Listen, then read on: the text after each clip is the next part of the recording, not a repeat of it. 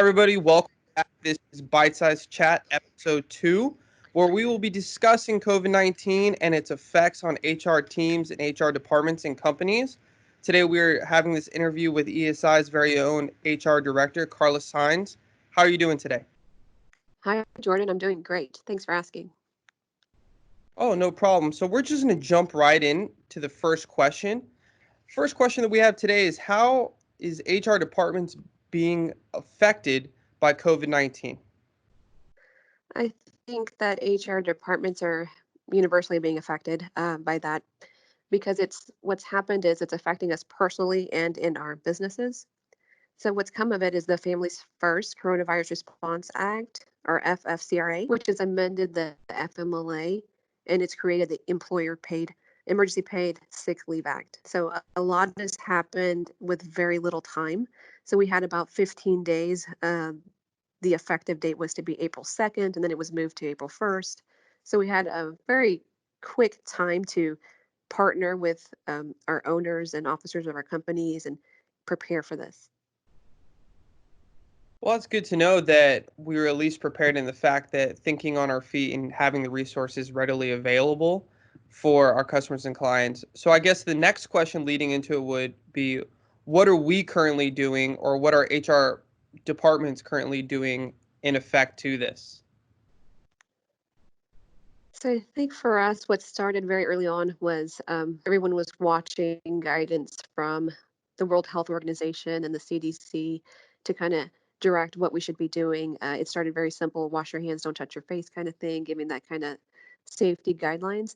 And then as we saw this thing grow really rapidly, city ordinances started saying, "Hey, you need to stay at home, shelter in place." So as those started happening, we had to work with businesses to decipher, are you an essential business? And if you are and you need to operate, what does that mean for your employees? How do you maintain safety measures in place, and what policies do you need to put in place to make sure that these employees could come to work safely, or are there opportunities for them to telework?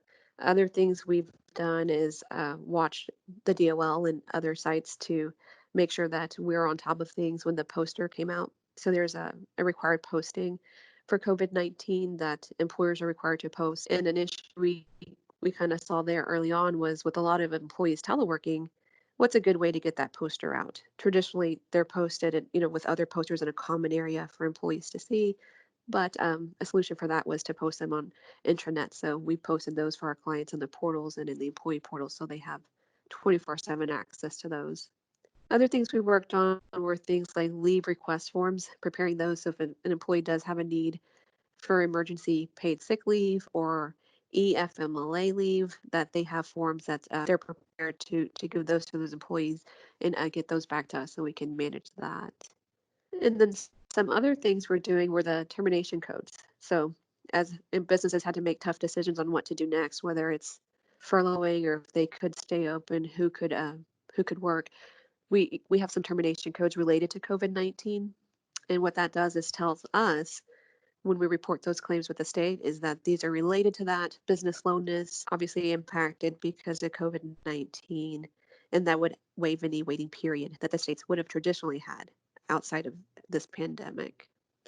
Other things would be things like leave of absence codes related to COVID-19, just indicating that if an employee is on leave, does the employer want to maintain them active for benefits purposes if they're able to do so? And then a pay code. So if you do have employees that are eligible for the emergency paid sick leave or EFMLA, setting up the appropriate pay codes. And the reason that's important is those pay codes would track things like the caps on those wages and the time that has been paid out under each code. Great. What a lot of information, definitely for sure, but it's all been a necessity, especially a learning process in these first couple weeks. So, with what you guys have learned, what would you say are some main points that HR teams should be prepared for, or at least need to know moving forward with preparation regarding future pandemics or just along the process of what we're going through right now? I believe we've all learned that planning is essential. So getting in front of things, having a plan, identifying who are essential workers, what should they be doing, being prepared, taking measures for telework, making sure that you're able to do that. I know not every business is able to telework. For those that are, just making sure that you have policies in place to be able to do that pretty quickly. I think we're also learning that cross training is important.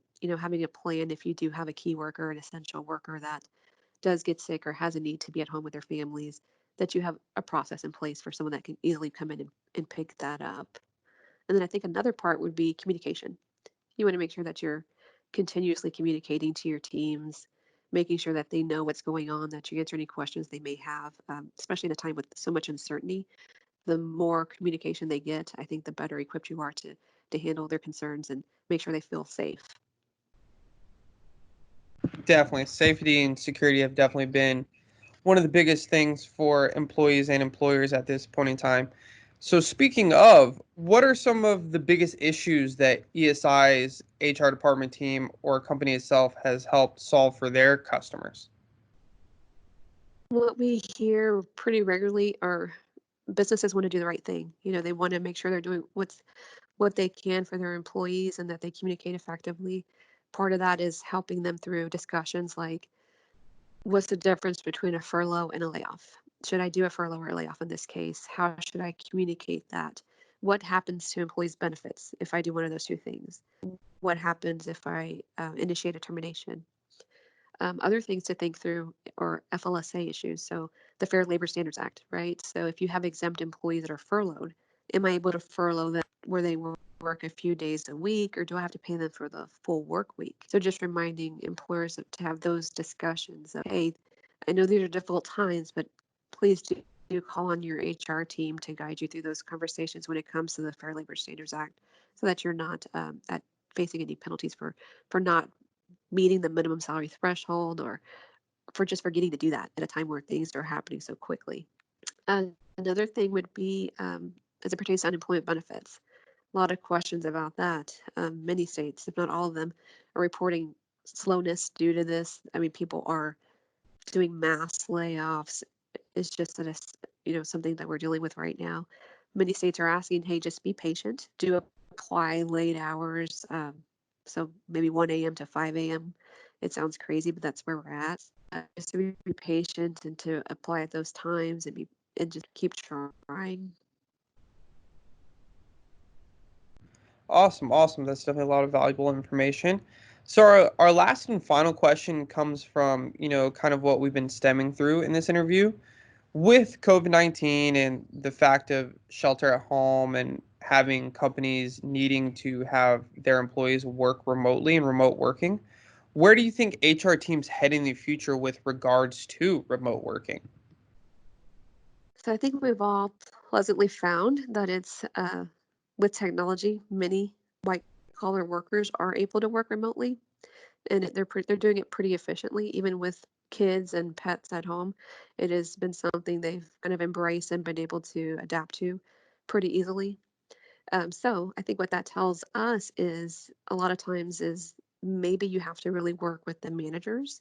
There may be some fear related to telework before this pandemic happened, and which is kind of why it didn't happen before. And just work through that and just reminding managers that, hey, work is what you do, it's not where you do it.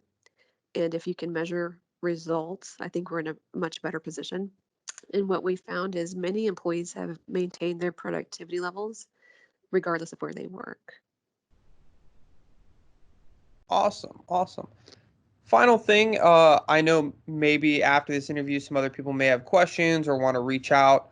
Where's the best place to reach out and get a hold of you guys so they can ask any further questions? We're happy to take questions. You can email us at hr@eesipeo.com, or you can give us a call at 210-495-1171.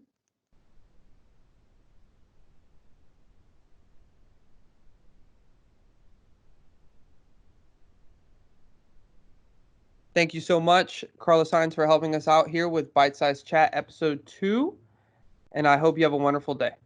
Thank you. Appreciate it.